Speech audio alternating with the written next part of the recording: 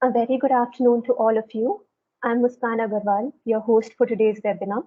I welcome you all to this session scheduled today. I welcome our guest speaker, Advocate Chaitanya Bhandari. Thank you so much, sir, for accepting our invitation and joining us today for enlightening the budding lawyers and young minds connected with us here. Sir is a cyber law expert and a renowned lawyer. He is a practicing lawyer in Aurangabad High Court and Dhule Session Court. He has completed his LLB from Dhule. He has also completed his international cyber law and cyber crime investigation studies from Pune. After that, in 2016, he became a director of the Asian School of Cyber Laws for Dhule, Nasik, Jalgaon, and Nandurbar branch. He is a visiting guest faculty at various police training centers and police departments in Maharashtra. In 2016, he was awarded by Maharashtra State Commission for Women for spreading cyber awareness in tribal areas. In 2018, he was awarded the Techno Legal Pioneers of India from Global Cyber Crime Helpline, Pune. He was also awarded the youngest author by his school, Canossa Convent High School, in the same year. In 2019, he was awarded the Trendsetter of Technology of India from the Global Cybercrime Helpline, Pune. In 2020, he was awarded the Shiksha Ratna Award by MBLA Trust, Mumbai. He is also an author of a book titled Cyber Suraksha. Till now, he has successfully given cybercrime awareness sections to more than 40 lakh plus people in India.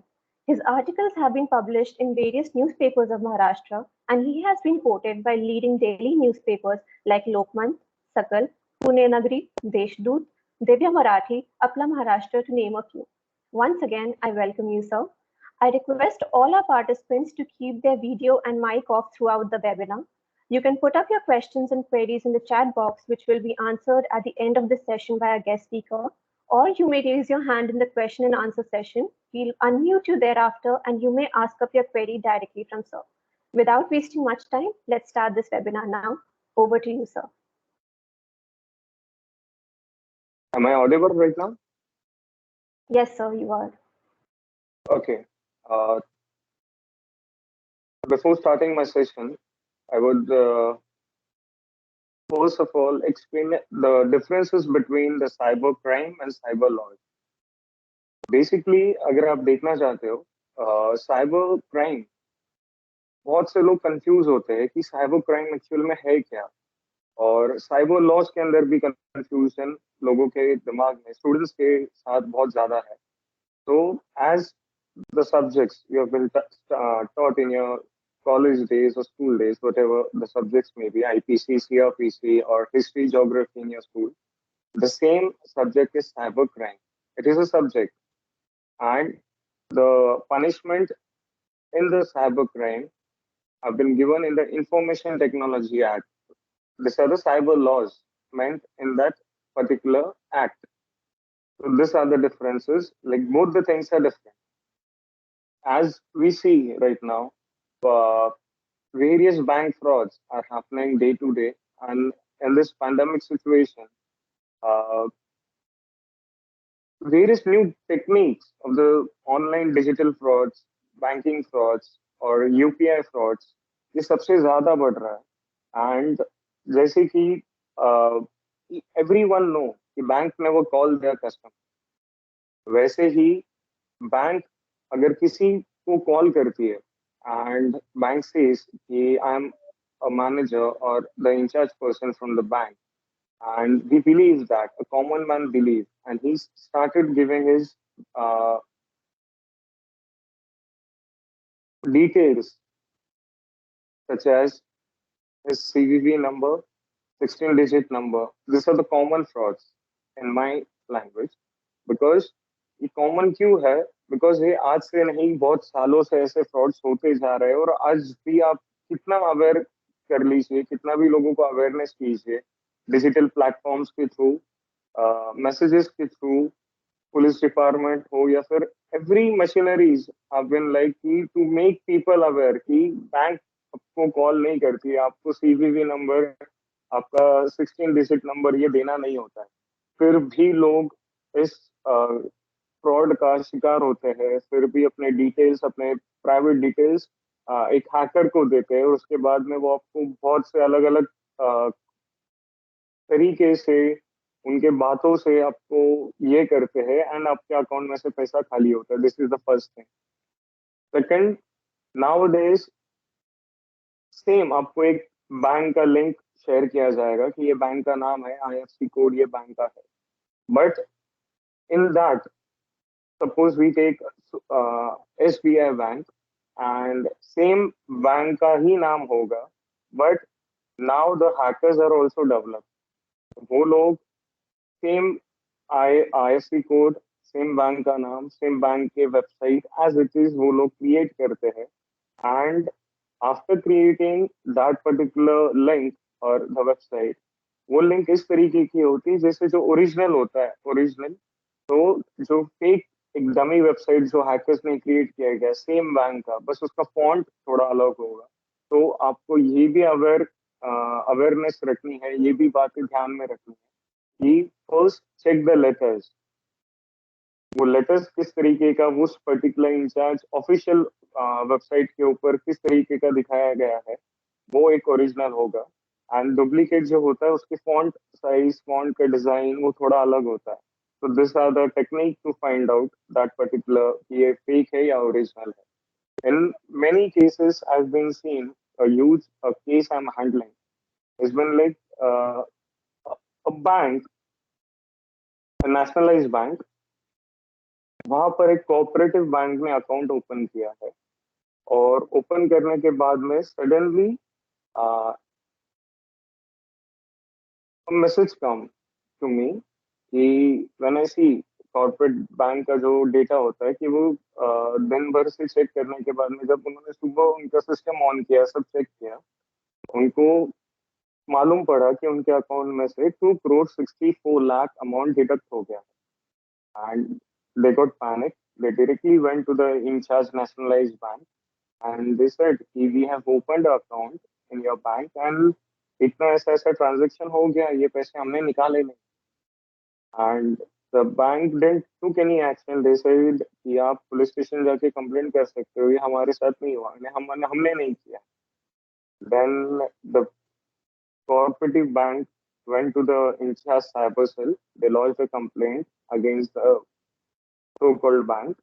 And when the police find out in near about 28 transactions, within 28 accounts के अंदर वो पैसा अलग अलग जगहों पे India के अंदर ट्रांसफर हो चुका है. And suddenly they the cyber cell, उन्होंने वो पैसा सीज किया. सीज करने के बाद इंचार्ज बैंक को वो पैसा रिफंड किया है.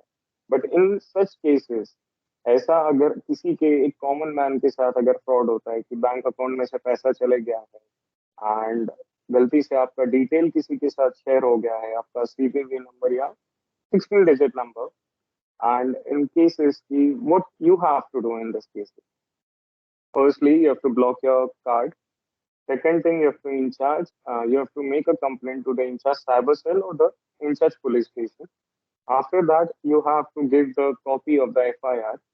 जो कंप्लेंट की कॉपी होती है जो पुलिस लोग आपको देते हैं, वो कंप्लेंट की कॉपी आपको बैंक को देनी है. एंड बैंक से आपको एक कस्टमर डिस्प्यूट फॉर्म जो आरबीआई ने अभी शुरू किया है रिसेंटली, तो वो कस्टमर डिस्प्यूट फॉर्म आपको फिलअप करके बैंक को देना. एंड इन केस किसी को बहुत से जो कस्टमर्स है, बहुत से सिटीजन्स है, तो उन लोगों को ऐसी शिकायत भी होती है कि हमें मैसेज आया नहीं, पैसे कट हो गए, and we didn't received any message from the bank, we didn't received any email from the bank, nor we got any call from the bank.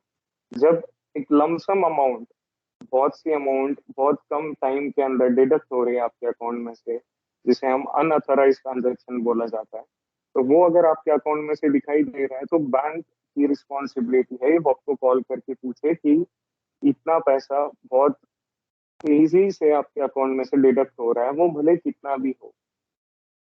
जैसे कि बहुत से लोगों को मैंने जो जैसे कंप्लेंट्स मैं सुनता हूँ, तो 6 6 महीने बाद, 6 months 7 months बाद, 1 year बाद लोगों को पता चलता है कि उनके अकाउंट में से इतना इतना तेजी से पैसा डिडक्ट हो गया और उनको पता भी नहीं चला है अभी तक.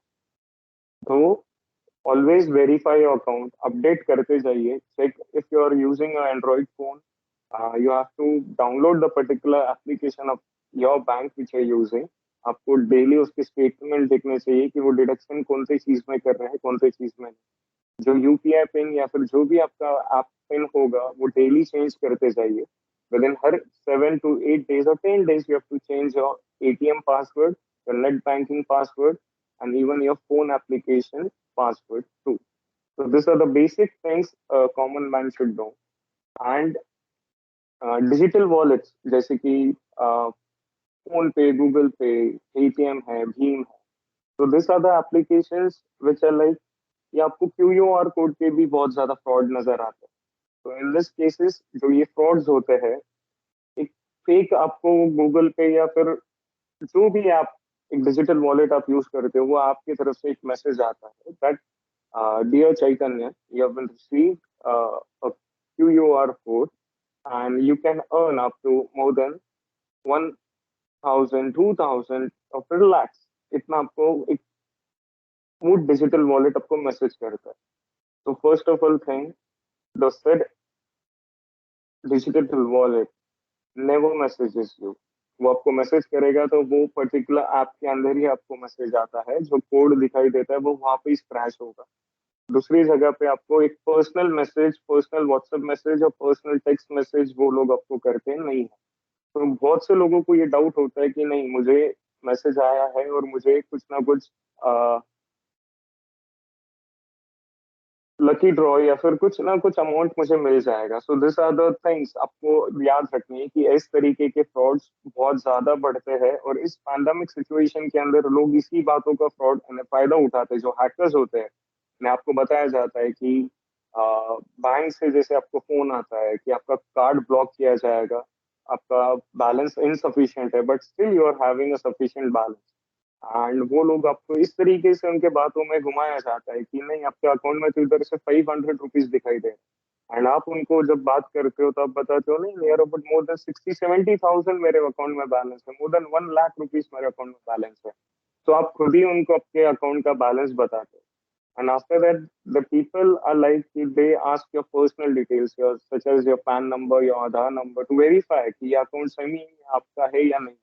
बट वो वेरीफाई नहीं करते, वो आपका जो बायोमेट्रिक्स है, जो आप आधार बनाते वक्त देते हो, तो आपके आधार का डिटेल वो लिंक अप करके आपके बैंक अकाउंट तक पहुंचा जाता है, एंड आपको कोई वेरियस एप्लीकेशंस भी डाउनलोड करने बोला जाता है कि आप ये एप्लीकेशन डाउनलोड कीजिए, हम वेरीफाई कर सके ताकि आपके अकाउंट में सही में उतना बैलेंस है आप जितना बता रहे हैं।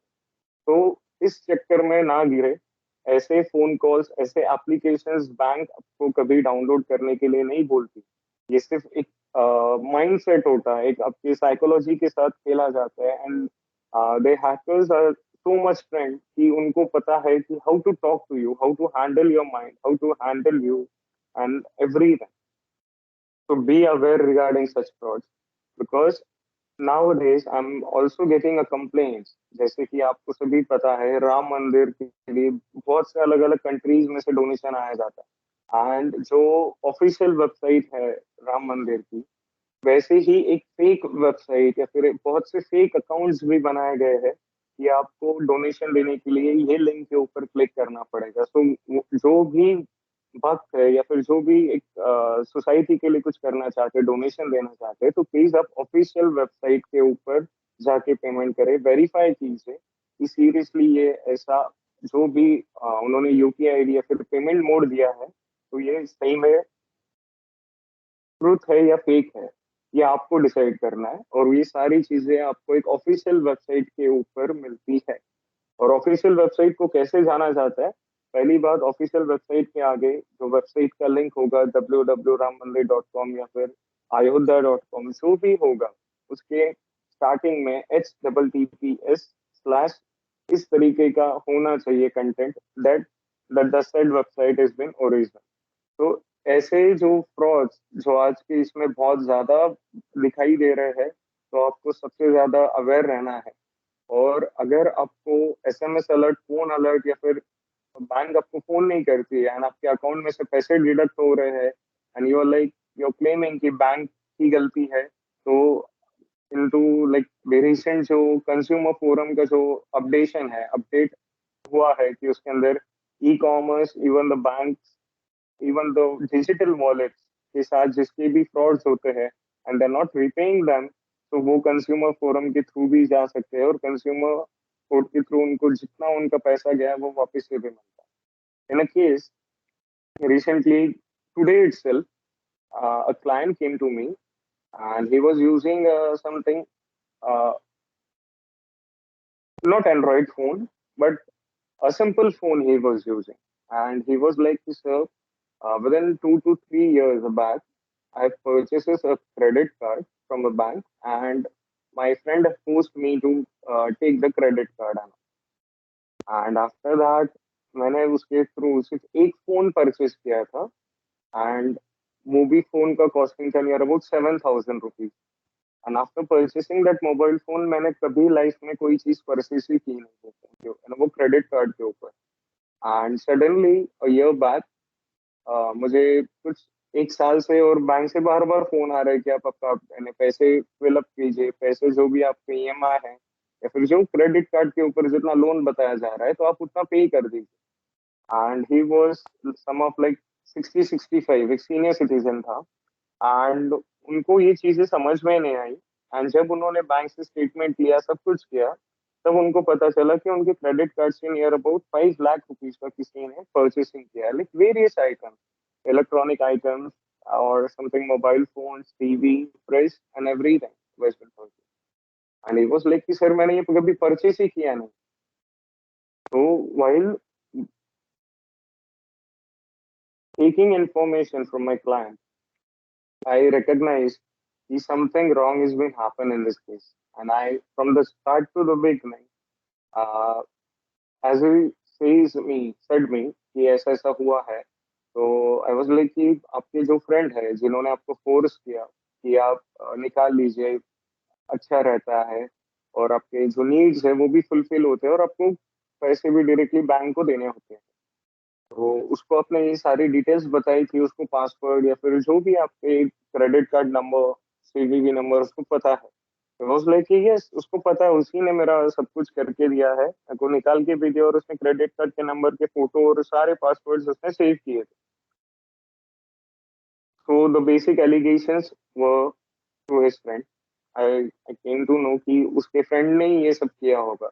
So I called the in-charge cyber cell and I explained the whole story to that particular officer. And when he called that colleague of my client, he was like, yes, after 2 to 3 hours when the interrogation was going on, तब उन्होंने उसको बोला कि yes मैंने इतना इतना उसके account में से ट्रांजैक्शन किया है, even he is paying the amount but he has not having the technical knowledge regarding that particular credit card, debit card, so मैं उसके नाम से ये कर रहा हूँ और वही पेमेंट कर रहे जा रहा हूँ।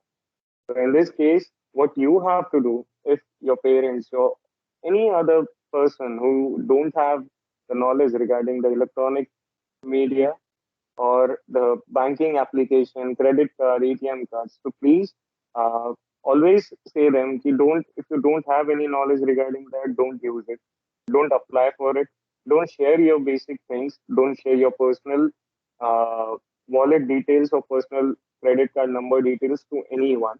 वो आपको फोन के अंदर भी सेव करके नहीं रखनी है। ये डिटेल्स आपको एक पेपर पेन के ऊपर आप अपने वॉलेट में भी रख सकते हो। when you are using, if you're using a credit card or debit card, जो सीवीवी नंबर होता है वो आपको लाइफ लॉन्ग याद करके रखना है। वो 3 डिजिट नंबर होता है, इसीलिए आप, it is easy to remember because, और जो आपको आपके ओरिजिनल एटीएम कार्ड है उसके पीछे का सीवीवी नंबर आपको ब्लैक मार्कर से रब कर लेना चाहिए कभी भी, बिकॉज ये सबसे ज्यादा सेफ एंड सिक्योर होता है। इन केस वो कार्ड किसी गलत हाथों में भी मिल गया या फिर गुम भी जाता है तो no one can misuse your CVV और बैंक अकाउंट, और उसके अंदर कोई गलत ट्रांजैक्शन भी नहीं कोई कर सकता है। सो प्लीज वो ब्लैक मार्कर से या फिर किसी भी पेन से आप रब कर सकते हो ताकि वो आपको ही पता रहे, किसी और को आपके बैंकिंग डिटेल्स पता ना चले। So these are the things. Various, now you're getting a mail from your bank. Emails भी आते हैं आपके बैंक के नाम से ही आपको मेल आता है, यू फील कि नहीं यार ये बैंक ने ही मेल किया है। If you are using HDFC Axis bank account और यस बैंक, सो आपको मेल आता है कि you want to do a KYC, so please click on this link, then your KYC will be done by the in charge bank. So before KYC के लिए आपको कभी भी बैंक मैसेज नहीं करती है. If you are getting a message, you directly go to the bank and you have to say them कि मेरे को ऐसा ऐसा मैसेज आया है एंड ये KYC I want to do. तो प्लीज केवाईसी का जो होता है कि केवाईसी क्यों जरूरी होता है, because KYC means your biometrics, your fingerprints, जो आपके आधार के साथ लिंक किए गए हैं, जो आपका आधार बैंक के साथ में लिंक हुआ है या फिर पैन कार्ड के साथ लिंक हुआ है, ये सारी वेरिफिकेशन के लिए आपको केवाईसी के लिए बार बार बोला जाता है. या फिर आप पेटीएम भी यूज करते हो तो इवन पेटीएम ने भी अभी केवाईसी के लिए बहुत पहले से अप्लाई किया है कि आपको हर कस्टमर को जो नॉर्मल कॉमन मैन है तो उसको अगर पेटीएम यूज करना है तो you have to do KYC. तो फोन के ऊपर कभी भी केवाईसी होती नहीं. जो बैंक या फिर जो भी आपको बैंक के नाम से फोन कॉल्स आते हैं कि केवाईसी के लिए हमने फोन किया है, बैंक आपको केवाईसी करके देना चाहता है, तो प्लीज बी अवेयर कि बैंक आपको केवाईसी के लिए कभी भी बुलाता नहीं है. आपको खुद होके जाके केवाईसी बैंक से ही करके लेना चाहिए. This are the basic things happening because जो आज के सिटीजन्स है वो बहुत हरी में, बहुत रश में है कि नहीं सब कुछ फोन पे ही हो जाना चाहिए. केवाईसी हो या फिर बैंक वेरिफिकेशन हो, अकाउंट वेरिफिकेशन हो, तो प्लीज थोड़ा कष्ट भी कर लिया कीजिए कि आपको बैंक में भी जाना पड़े कि आपने जिस दिन ओपन किया था, अब सब अगर डिटेल्स बैंक को वेरीफाई करके देते हो तो then why the incharge bank और why the any bank in India will call you. So these are the things, these are the basic frauds happening day by day. The second thing, always keep two mobile numbers. Why? Because ये एक बहुत साल पहले मुंबई में एक fraud हुआ था जिसे हम सिम स्वैप फ्रॉड कहते हैं. ये ज्यादातर ये फ्रॉड सैटरडे संडे को होता है बिकॉज सैटरडे संडे को जो भी आपका सेलुलर होगा, आइडिया, वोडाफोन या फिर जो भी सिम कार्ड आप यूज करते हो, तो वो गैलरीज बंद होती है and as it is the bank भी बंद होती है. एंड ये लोग ज्यादातर hackers what they do, they SIM swap fraud करने से पहले, जैसे कि मैं आपको वो केस बता दूं, then after that I will discuss the basic things, what safety measures you have to take for the SIM swap fraud. जो अब एक बहुत बहुत बड़ा इंडस्ट्रियलिस्ट है जिसका near about he was having crores of rupees in his bank account. एक hacker उसके ऊपर कम से कम 2 से 3 महीने तक उसने वॉच करके रखा था कि मुझे ये पर्सन के अकाउंट में से पैसे निकालने हैं. तो he started collecting his name, his mobile number and उसका कौन सा सिम कार्ड है, कौन से कंपनी का सिम कार्ड यूज करता है, कौन से बैंक में उसका अकाउंट है, सो कॉल थिंग्स. तो after this all happened, he also took his Aadhaar number also. And Aadhaar number आप आधार के वेबसाइट के ऊपर डाल दोगे तो आपको इजीली आपका आधार का प्रिंट भी मिल जाता है. तो इन दिस केसेस सब कुछ उसका स्टडी करने के बाद सडनली रात को वो जो बिजनेसमैन था, he went for sleep. And रात को आप फोन चेक नहीं करते हो, भले ही आप फोन भी चेक करोगे तो आप फोन का लाइट शुरू है या बंद आप उतना देखते हो. जो आपका सेलुलर का जो रेंज होता है या फिर जो टावर कनेक्शन होता है, आप वो नहीं देखता है. कोई भी कॉमन मैन नहीं देखता है कि शुरू है या बंद है. बहुत कम लोग होते हैं कि वो बेसिक वो भी चीज देखते हैं. तो उसका सिम कार्ड बंद था तो उसने रात में बंद हो गया. एंड बंद होने के बाद उस पर्सन ने उस आइडिया कंपनी को फोन किया कि my SIM card is been बंद हो गया है, वो शुरू ही नहीं हो रहा है. एंड उसने तुरंत फ्राइडे के ही रात शाम के वक्त उस सिम कार्ड का क्लोन किया. सिम कार्ड क्लोन करने के बाद में एज द कंपनी आइडिया ने जैसे उसका वो सिम कार्ड बंद किया, बंद करने के बाद उसने उसी पर्सन का बैंक अकाउंट वो नंबर शुरू किया ताकि उसको जो फ्रॉड करेगा तो उसको सारे ओटीपी आना चाहिए. And near about 1 to 2 crores उसके अकाउंट में से रातों रात डिडक्ट हो गया. And when he came to know about this, he came to know on Monday. उसको मंडे को पता चला बिकॉज सैटरडे संडे बंद था. तो उसने फ्राइडे का तो ध्यान ही नहीं दिया. सैटरडे के दिन भी उसने सोचा कि फोन खराब होगा या फिर आवाज आना नहीं रहा होगा या फिर फोन किसी का आ ही नहीं रहा है. सैटरडे को भी फोन कॉल नहीं आया, संडे को भी नहीं आया. एंड एज उसको पता चला कि सिम ही बंद है तो उसने बैंक सेलुलर कंपनी के पास गया, फिर उसने उनका नया सिम कार्ड इशू किया, and after that he got all the details कि ऐसा ऐसा मेरे साथ हुआ है। तो इन दिस केसेस आपको दो नंबर की, जैसे मैंने पहले बात की थी, बिकॉज एक नंबर कभी भी आपको बैंक को देना चाहिए। वो नंबर किसी के पास नहीं हो तो भी चलेगा, only your family members should have that number if you wish to give them. And जो भी आपको बैंकिंग सेक्टर जो भी है, आपको नेट बैंकिंग या फिर आप जो यूज करते हो, या फिर बैंक या एसएमएस आपको आना चाहिए, उसका ईमेल आईडी भी आपको अलग रखना चाहिए, और बैंक मोबाइल नंबर भी अलग रखना चाहिए, बिकॉज ये मिसप्लेस नहीं होता है, ये इजीली किसी को मिलता नहीं है। No one can access that particular number, and in case on that number you are getting some various fake messages, कोई रूमर मैसेजेस आते हैं बैंक के नाम से, या फिर कोई फोन कॉल आता है, you have to avoid that, because वो नंबर एक सेफ है, वो बहुत कम लोगों के पास में, जैसे मैंने आपको बताया कि वो शेयर करना चाहिए। तो ये सबसे ज्यादा सेफ रहेगा, बिकॉज सिम स्वैप फ्रॉड ये बहुत ज्यादा बढ़ गया है। Always you have to check your mobile phone, not कि वो बंद है या शुरू। अगर आपको वो टावर लोकेशन या फिर जो भी सिम आप ये करते हो, कि बार बार आपको वेरीफाई कर लेना चाहिए कि शुरू है या बंद है। तो this are the basic things कि a common man should know, because in the age of digitalisation ये जो सभी जगह से अगर आप देखोगे, बिकॉज आज का जो टॉपिक है it regarding the banking sector, what awareness you should take, what are the banking crimes.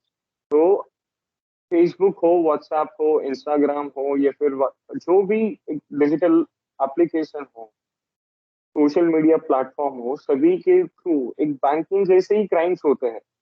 जैसे कि बहुत से फेसबुक अकाउंट्स फेक बनाया जाता है, एंड फेसबुक के ऊपर या फिर कोई भी सोशल मीडिया अकाउंट के ऊपर आपको रिक्वेस्ट आती है, आप एक्सेप्ट करते हो, एक्सेप्ट करने के बाद you chat with that particular person. And ऐसी भी मैंने केसेस है कि person boy gate request of foreigner, and she was like कि uh, उनकी फ्रेंडशिप हुई, फ्रेंडशिप होने के बाद they started chatting with each other near about year ago, and after that she was suddenly like I want to send you a gift from my country on your birthday, and he was like yeah surely, your लड़के हैं उनको gift की बहुत इच्छा होती है, and they are like yes भेज दीजिए आप गिफ्ट, मैं यहाँ से एयरपोर्ट से कलेक्ट कर सकता हूँ। And that particular man, that particular person got a call from airport customer department कि आपका ऐसा ऐसा पार्सल आया है, तो प्लीज आप कलेक्ट करने के लिए आ जाइए। व्हेन ही वेंट देयर, जो उसको कस्टम डिपार्टमेंट वाले थे, तो उन्होंने उनको उसको बताया गया कि आपको ये अगर गिफ्ट का ये जो पार्सल है, आपको अगर ये चाहिए है, तो इसका जो कस्टम ड्यूटी चार्जेस रहेगा, तो near about 2 to 3 lakhs you have to pay for that. He paid that.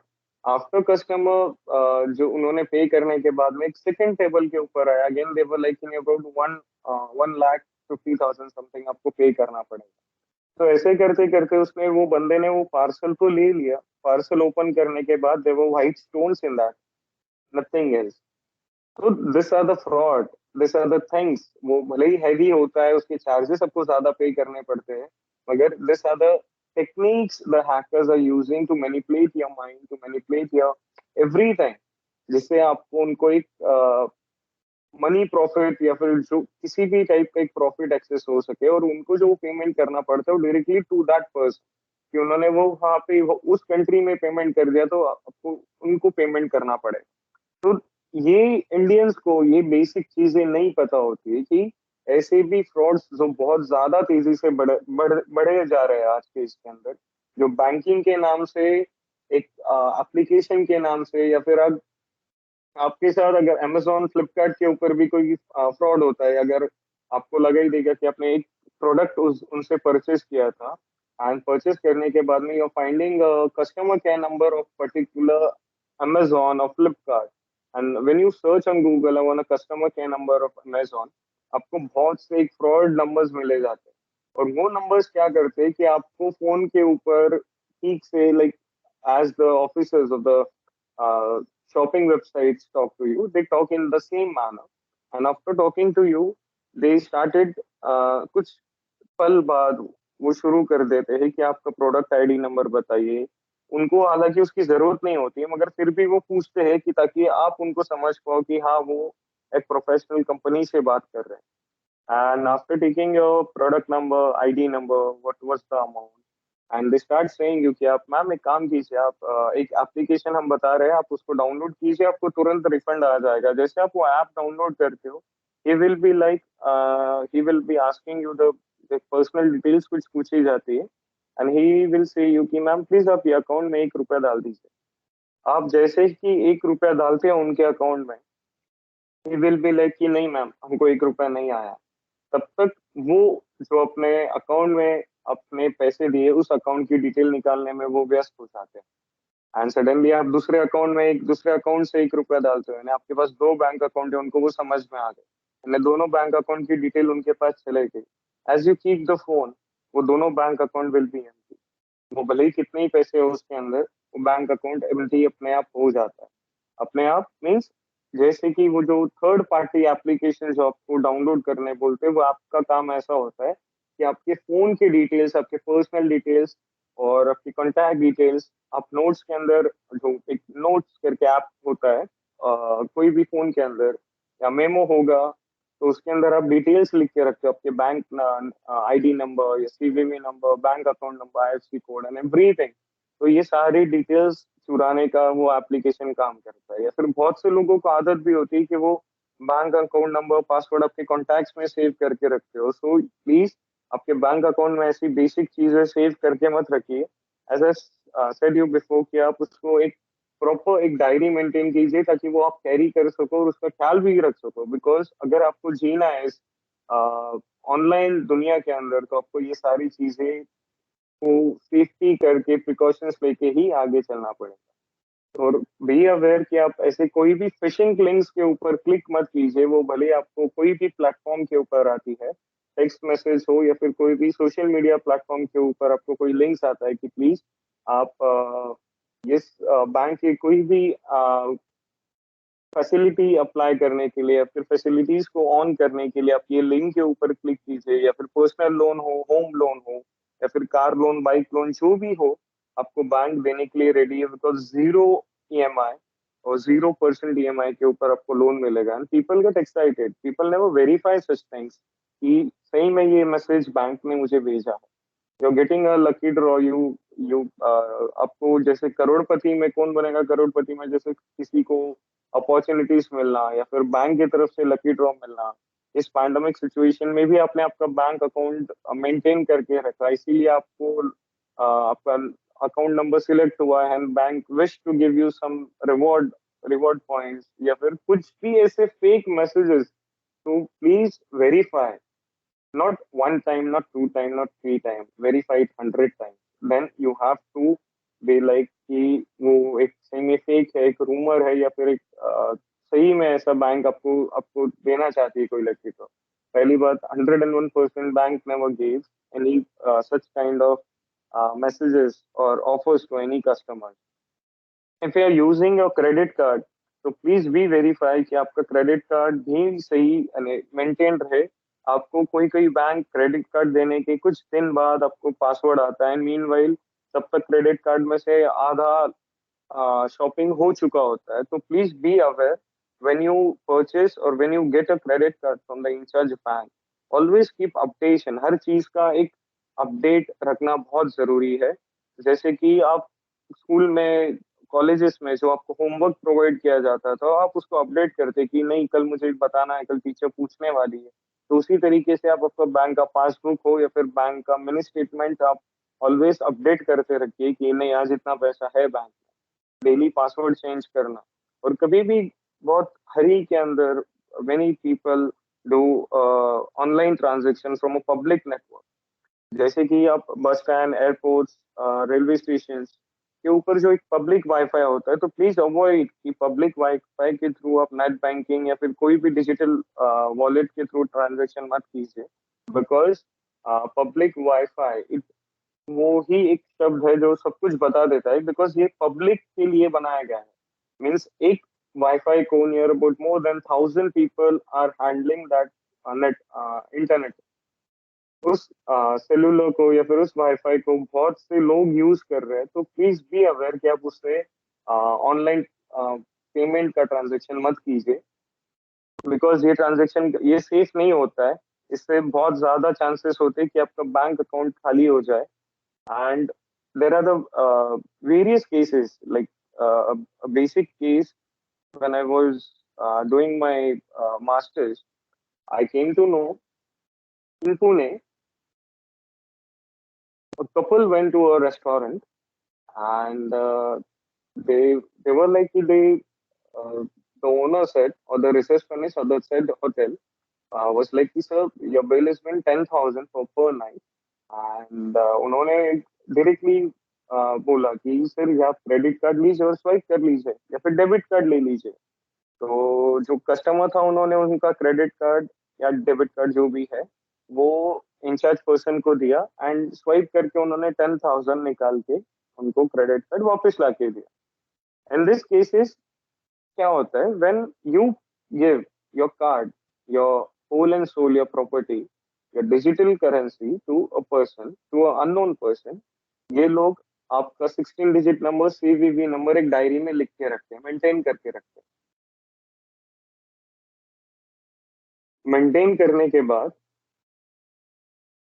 जितने भी कस्टमर उस होटल को विजिट करते हैं, तो ये सभी का नंबर उस डायरी में मेंटेन करते हैं। और वो कोई नहीं, हर कोई पर्सन करता है, ऐसा नहीं कि, मगर उस होटल में इस तरीके का काम चल रहा था। एंड उन्होंने नियर अबाउट 4,500 समथिंग कुछ लोगों के नंबर्स सेव करके रखे थे, 16 digit number and CVV number. And after that one day that particular person targeted सारे नंबर्स को हैक किया गया।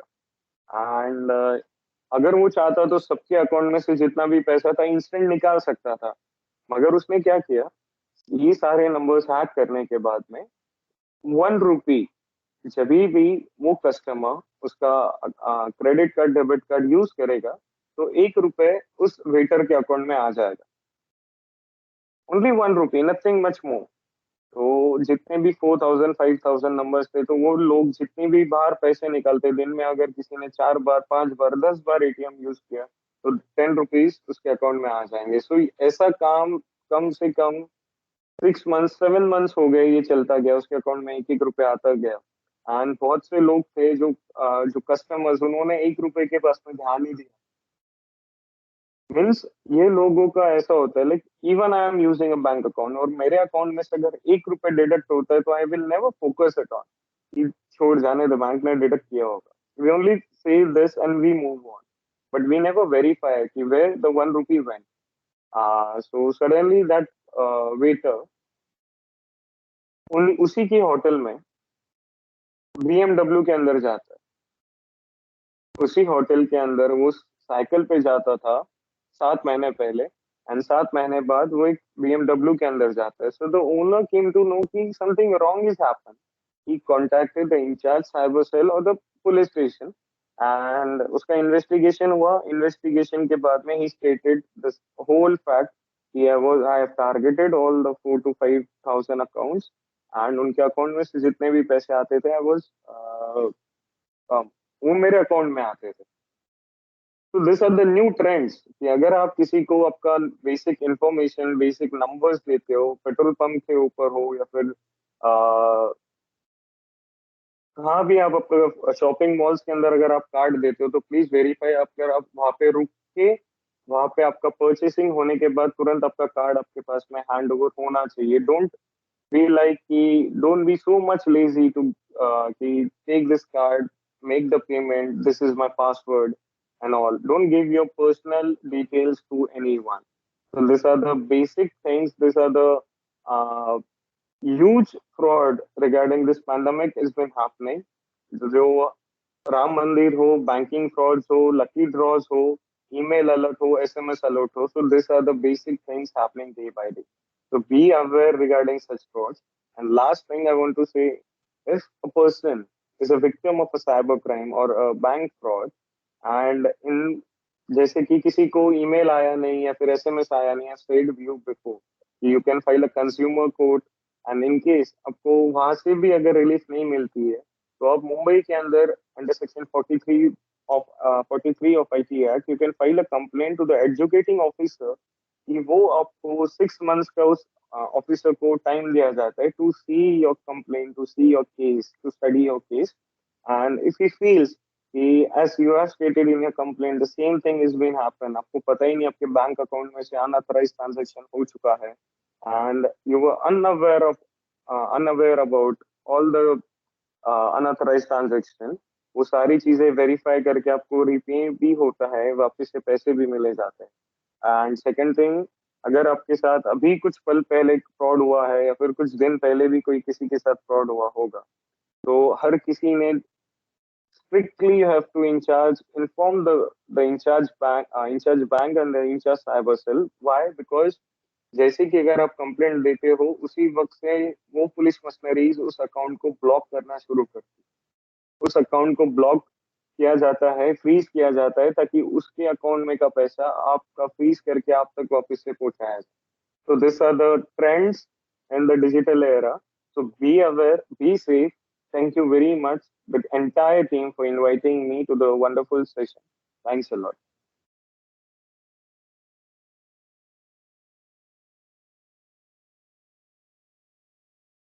Hello. Thank you so much, sir, for enlightening our participants on such an interesting and important topic. It's the time for the question and answer round. In case you have any queries, you may clear them from our guest speaker. If anybody wants to ask any question, they may raise their hands as well. Sir, would you be able to switch on your camera for the question and answer round? Yeah, surely. Thank you.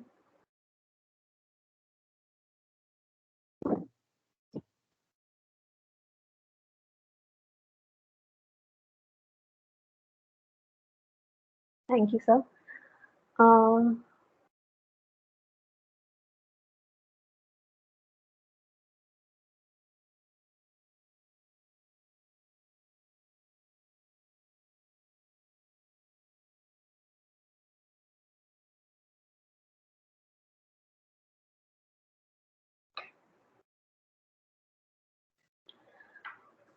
Ram Prasani, do you have a question to ask?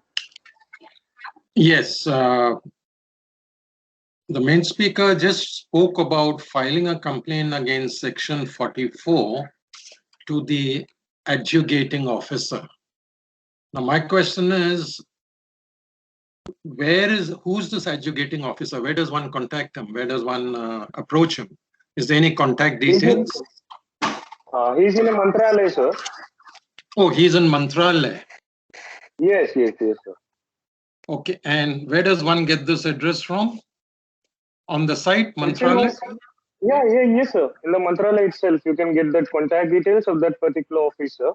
And even by a private lawyer or a cyber lawyer, you can approach to him or file a complaint on your behalf. So only Yes, through a lawyer you can approach. You can't approach directly. Yes, sir. Because it is a technical thing, and as some people are not having the technical knowledge, so if you go to a proper lawyer who is having a technical knowledge regarding that particular field or the cyber domain, he will help you out throughout the entire case, and you will get the refund amount also.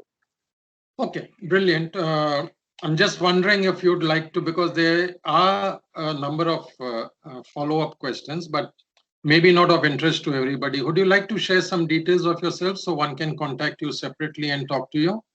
Totally, exactly. Yes, sir. My number is 77749. 77749.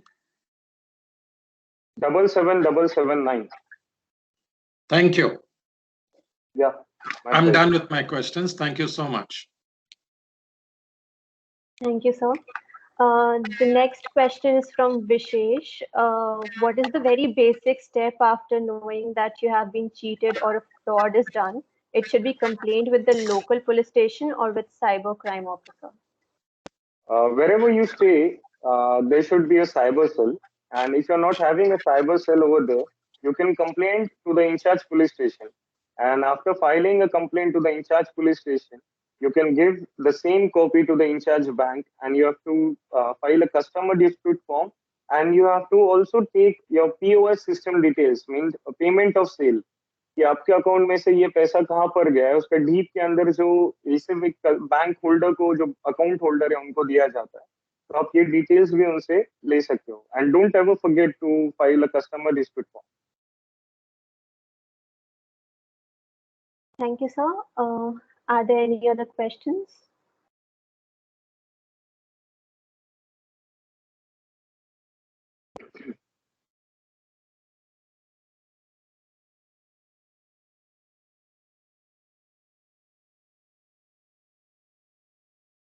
Vishakha, do you have one?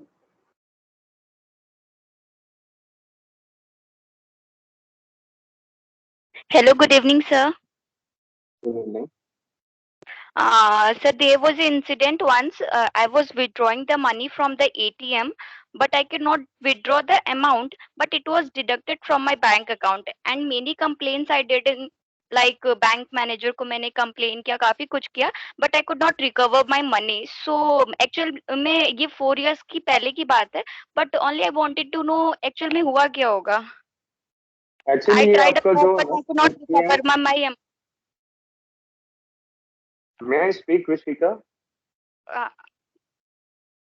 Actually, I in this tried case, a lot.